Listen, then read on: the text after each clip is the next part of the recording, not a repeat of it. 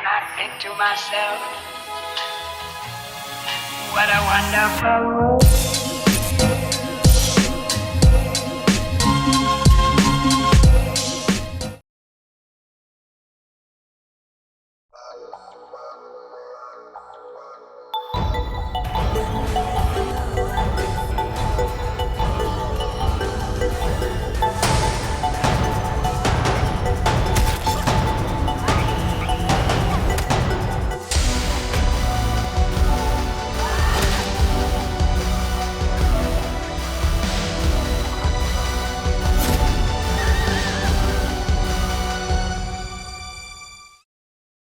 Halo semuanya, selamat datang kembali di Story Film.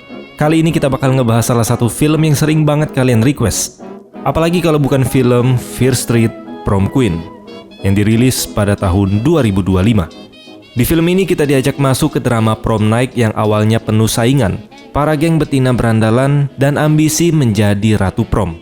Tapi semuanya berubah jadi mimpi buruk.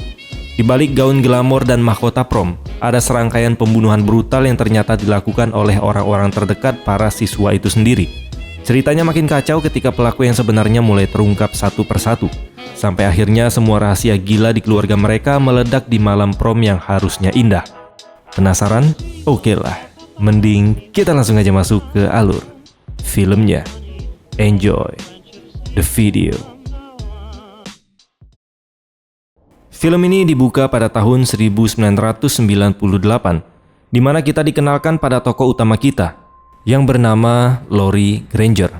Dia tinggal di kota kecil bernama Shadyside, dan bersekolah di SMA setempat. Lori bercerita bahwa kota ini punya reputasi yang kelam, di mana banyak orang percaya kota Shadyside itu terkutuk, dan entah kenapa selalu ada saja kejadian yang membuat orang kehilangan akal sehat. Meski begitu, wakil kepala sekolah mereka yang bernama Dolores masih yakin dia bisa memperbaiki citra kota tersebut. Dia sedang mempersiapkan acara prom besar-besaran, berharap kegiatan itu bisa mengalihkan perhatian orang-orang dari sejarah berdarah di kota Shadyside. Lori lalu memperkenalkan para kandidat prom queen, dimulai dari Tiffany, si pemimpin dari geng pembuli bernama Wolfpack. Berikutnya ada Christy, si cewek pemberontak yang punya kerjaan sampingan yaitu jualan ganjoy. Dan tentu saja ada anggota Wolfpack lainnya, ada Linda, Debbie, dan Melissa, yang pada dasarnya hanyalah pengikut setia si Tiffany. Perfect grades. Tiffany, Melissa. Kandidat terakhir adalah Lori itu sendiri, yang jelas paling tidak populer dibandingkan yang lain. Kemudian muncul sahabat baiknya Lori, yang bernama Megan. Dia merupakan seorang stoner yang sebenarnya nggak peduli soal prom, tapi tetap mendukung Lori apapun keadaannya. Di kelas, guru mereka yang bernama Dan bertanya pada Lori tentang cita-citanya. Tapi Megan menjawab duluan. Dia bilang bahwa Lori ingin menjadi penulis. Tapi para anggota Wolfpack langsung mengejek. Bahkan mengungkit kejadian ketika ibu Lori pernah mencocol ayahnya. Mendengar hal tersebut, Megan pun langsung membantah. Namun cewek-cewek itu terus saja menghina Lori tanpa henti. Merasa kesal dan sudah muak, Megan tiba-tiba mengeluarkan sebuah cleaver. Dan dia pun melakukan hal ini. You evil fuck. Holy shit. Ternyata aksi Megan tadi cuma prank. Para siswa tertawa, tapi guru mereka yaitu si Dan langsung marah besar dan menyuruh Megan pergi ke ruang wakil kepala sekolah saat itu juga. Malam harinya Lori terlihat bekerja sebagai pelayan di restoran lokal. Dan lagi-lagi, geng betina binal itu muncul di sana.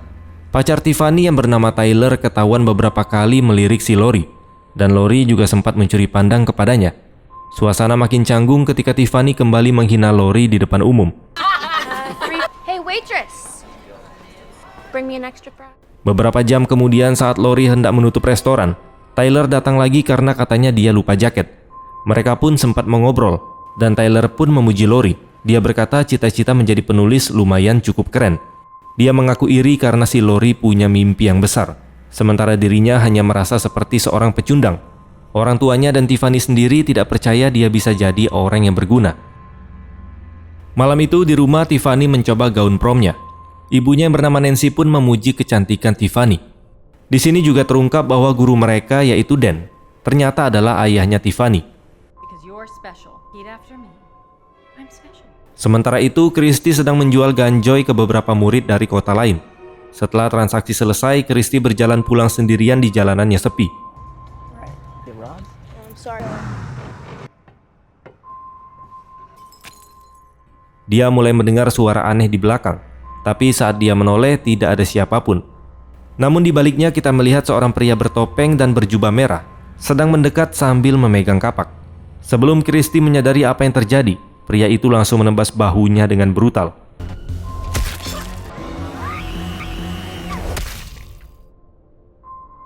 Besoknya Christy tidak muncul di latihan prom, dan otomatis dia dianggap gugur sebagai kandidat. Sekarang yang tersisa hanya geng Wolfpack dan Lori sebagai calon prom queen. Sementara itu sang psikopat terlihat membuka buku tahunan sekolah, menelusuri foto para kandidat prom satu persatu. Dia mencoret wajah Christy dari foto tersebut, lalu melemparkan sepatu bot Christy ke dalam api. Malam berikutnya tibalah saatnya prom night. Tiffany sedang berdandan cantik dan ibunya yaitu Nancy lagi-lagi memuji putrinya. Nancy bilang apapun yang terjadi malam itu dia tetap bangga. Tapi dia juga menegaskan bahwa Tiffany tidak boleh kalah dari Lori, karena itu akan jadi aib. Di sisi lain, Lori juga sedang bersiap-siap. Ibunya yang bernama Rosemary memuji betapa cantiknya Lori pada malam itu.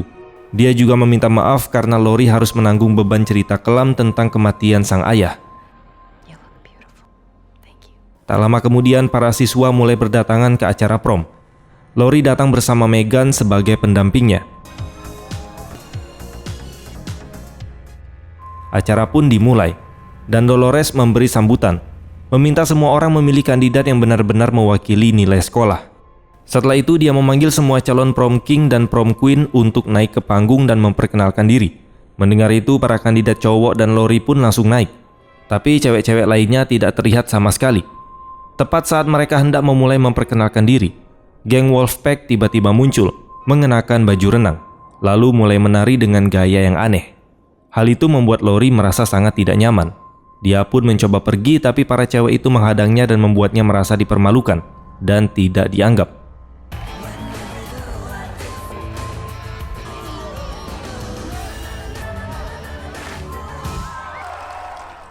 Setelah penampilan aneh itu selesai, para gadis kembali ke ruang ganti. Tidak lama kemudian, Linda dan pacarnya pergi ke gudang untuk mengambil selebaran miliknya. Namun mereka malah menemukan selebaran itu sudah disobek dan dicoret-coret dengan gambar kumis. Linda pun langsung marah besar dan pergi mencari siapapun yang sudah menjahili dirinya. Tapi tak lama setelah Linda pergi, pacarnya ketakutan ketika mendengar suara seperti tebasan dari kejauhan. Lalu tiba-tiba Linda muncul kembali, tapi hanya untuk membuat pacarnya semakin ketakutan. Karena dia melihat Linda sudah dicocol dengan brutal, sampai isi badannya keluar. Linda pun jatuh dan tewas seketika. Dan di belakangnya berdiri sang psikopat dengan jubah merah. Pacarnya yang ketakutan mencoba kabur, tapi psikopat itu memotong kedua tangannya menggunakan pemotong kertas.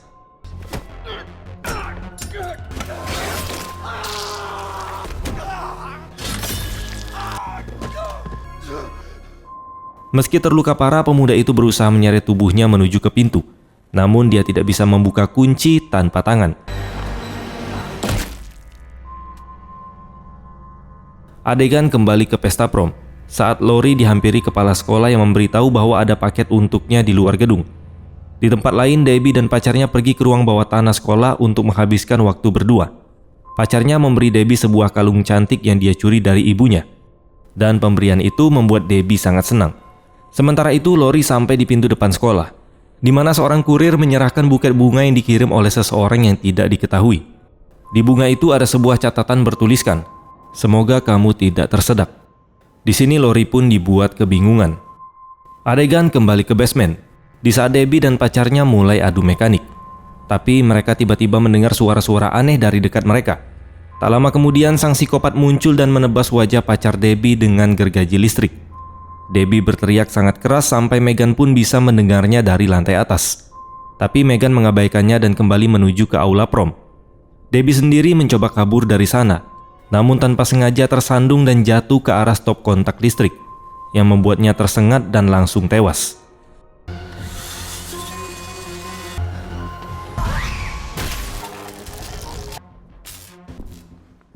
Di tempat lain, Lori berjalan di lorong sekolah ketika Tiffany muncul dan cemburu karena ada seseorang yang mengirimkan bunga untuk Lori.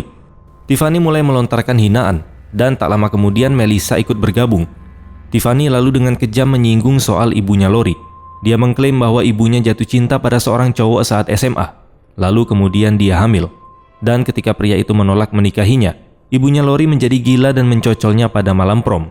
Walau polisi tidak bisa membuktikannya, tapi semua orang tahu kalau dialah pelakunya. Dan bayi itu tidak lain adalah Lori itu sendiri. Ucapan itu terasa seperti hantaman besar bagi Lori, dan dia pun pergi tanpa berkata apapun. Bahkan Melissa pun jijik dengan tingkahnya Tiffany, dan mengatakan bahwa kali ini dia sudah kelewatan.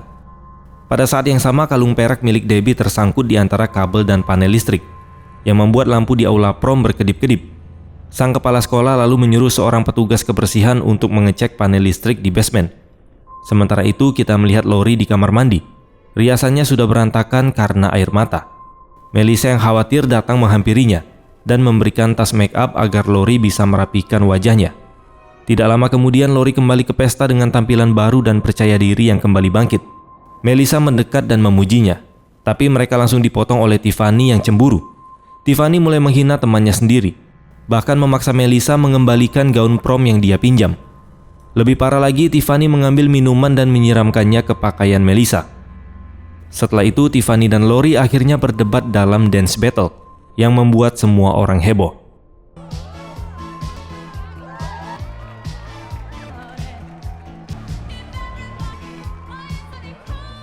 Setelah menari cukup lama, Tiffany kehabisan gerakan dan mulai goyah, sementara Lori terus mencuri perhatian. Tiffany menyadari semua orang bersorak untuk Lori, termasuk pacarnya sendiri, dan itu pun membuatnya semakin malu. Untungnya salah satu pendukung Tiffany cepat-cepat mematikan musik untuk menghentikan rasa malunya. Di tempat lain, Melissa berada di ruang loker ketika psikopat bertopeng itu tiba-tiba muncul. Awalnya dia terkejut, tapi kemudian dia mengira itu hanya seseorang yang mencoba untuk menakut-nakutinya. Namun psikopat bertopeng itu memperlihatkan sebuah cleaver. Wajah Melissa langsung dipenuhi ketakutan, dan dia pun berlari menyelamatkan diri. Melissa berhasil mencapai pintu, tapi disinilah kita mengetahui bahwa ternyata ada dua psikopat. Lalu tiba-tiba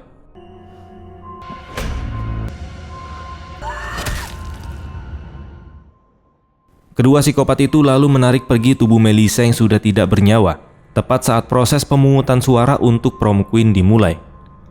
Tak lama kemudian Tiffany mendatangi Tyler dan menegurnya karena terus melirik Lori sepanjang malam dan mempermalukannya. Namun Tyler yang sudah kesal dengan sikap Tiffany langsung menegaskan bahwa dia tidak menginginkannya lagi dan memutuskan hubungan mereka. Kejadian itu pun membuat Tiffany semakin marah. Di tempat lain, Megan sedang berbagi linting dengan seorang cowok random ketika seorang murid tiba-tiba masuk dengan panik. Dia khawatir karena Melissa sudah pergi cukup lama dan belum kembali. Tiba-tiba mata Megan menangkap sosok psikopat berjubah merah yang melintas cepat. Jantungnya berdebar ketika dia mencoba mengejar, tapi sosok itu menghilang begitu saja. Dan dia terkejut melihat bahwa semua kandidat prom queen sudah menghilang, kecuali Tiffany dan Lori. Sementara itu, Tyler akhirnya menghampiri Lori, dan setelah sedikit menggoda satu sama lain, dia pun hampir mencium Lori. Tapi momen itu terpotong oleh Megan yang masuk dengan panik. Dia mengaku melihat seseorang memakai jubah yang menyeramkan. Megan juga mengatakan bahwa dia mendengar teriakan, dan sekarang semua kandidat prom queen beserta pasangan mereka hilang begitu saja. Dia yakin ada pembunuh yang sedang memburu para kandidat. Namun Lori tidak percaya, dan dia malah menuduh Megan cemburu. Dia menganggap Megan paranoid dan tidak suka melihat Lori mendapatkan sesuatu yang baik. Karena tersinggung dengan ucapan tersebut, Megan pun memilih mundur. Tyler yang melihat Lori mulai stres kemudian mengajaknya pergi ke tempat yang lebih sepi untuk menenangkan diri. Sementara itu, Megan yakin kalau dia tidak sedang berhalusinasi dan berusaha menyatukan semua petunjuk yang dia punya. Dia teringat soal lampu yang berkedip dan memutuskan pergi ke ruang basement untuk mengecek panel listrik. Di sisi lain, Lori dan Tyler tiba di auditorium, di mana Tyler kembali mencoba menggodanya. Tapi Lori masih kesal dengan apa yang barusan terjadi dan moodnya malah jadi berantakan. Dia mencoba pergi namun Tyler memaksa agar dia tetap tinggal. Dan tiba-tiba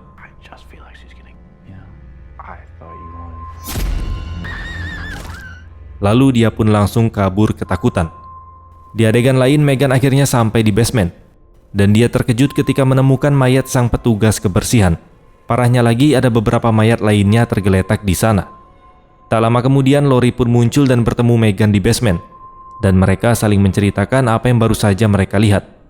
Saat keduanya panik dan mencoba pergi, salah satu psikopat tiba-tiba mengunci pintu dari luar, menjebak mereka di dalam basement tersebut.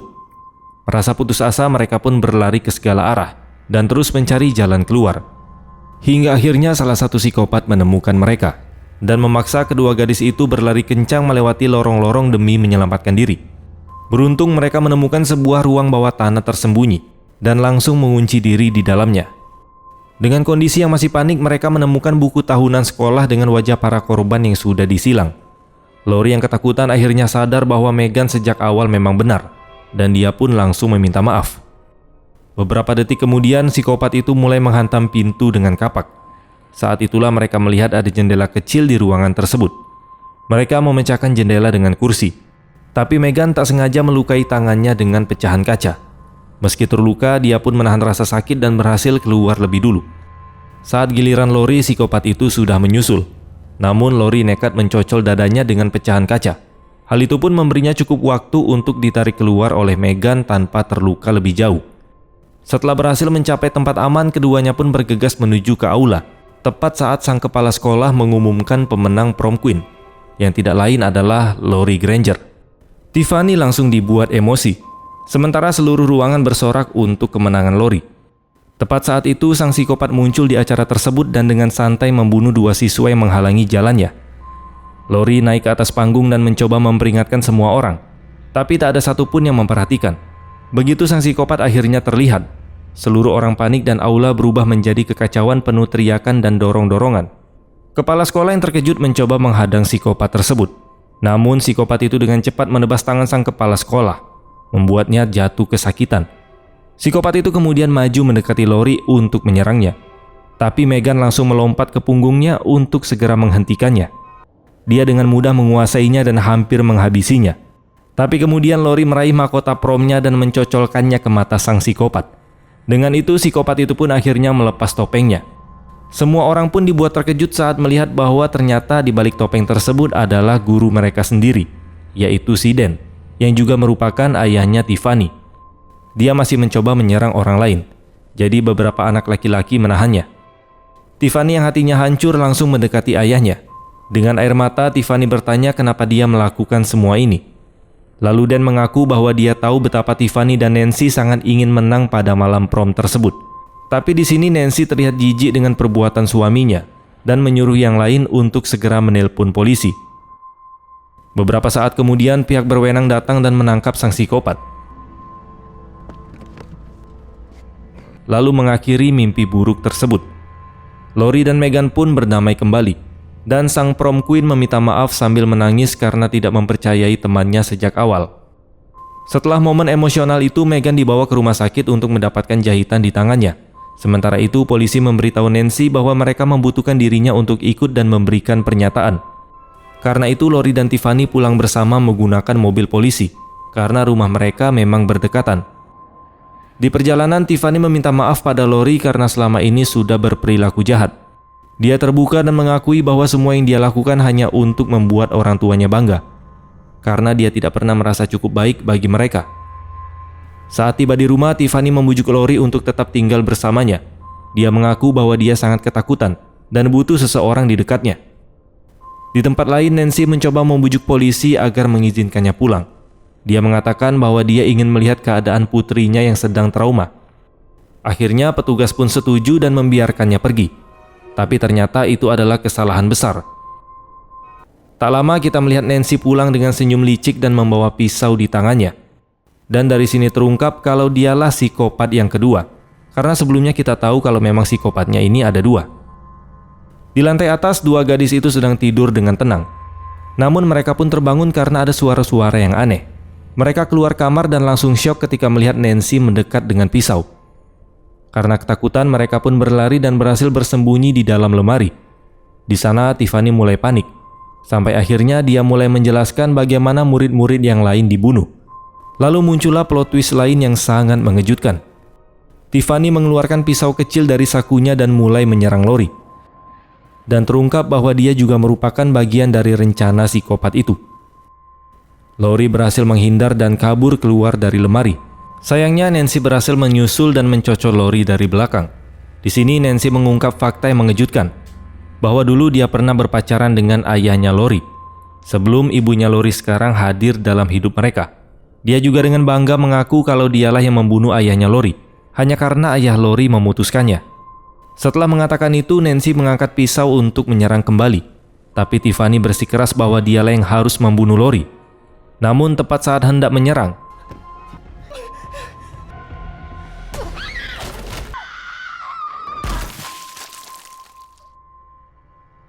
akibatnya sang ibu yang penuh dendam langsung mengejar Lori dan berhasil memojokkannya di ruang tamu.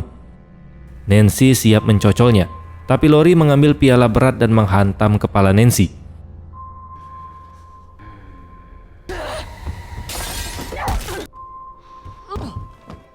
Benturan itu membuat psikopat betina itu terjatuh, berlumuran darah dan terluka parah. Saat Nancy sekarat dan memohon pertolongan, Lori dengan dingin membalikan badan dan meninggalkan rumah tersebut. I'm Lori fucking Granger. Di akhir film kita melihat Nancy yang sekarat terbaring tak bergerak, dengan darahnya membentuk simbol satanik, yang menegaskan bahwa keluarganya terlibat dalam sesuatu yang jauh lebih mengerikan. Dan film pun selesai. Ending yang sangat mempromkuinkan. Dan akhirnya semua kebusukan yang disembunyikan oleh keluarga Tiffany pun terbongkar. Mulai dari ayahnya sampai ibunya yang ternyata juga seorang psikopat. Lori yang sebelumnya cuma mau menikmati malam prom, malah harus berjuang buat hidupnya sendiri. Film ini ditutup dengan simbol menyeramkan yang nunjukin kalau ada sesuatu yang jauh lebih gelap di balik keluarga tersebut. Terima kasih sudah menonton dan sampai jumpa di next video.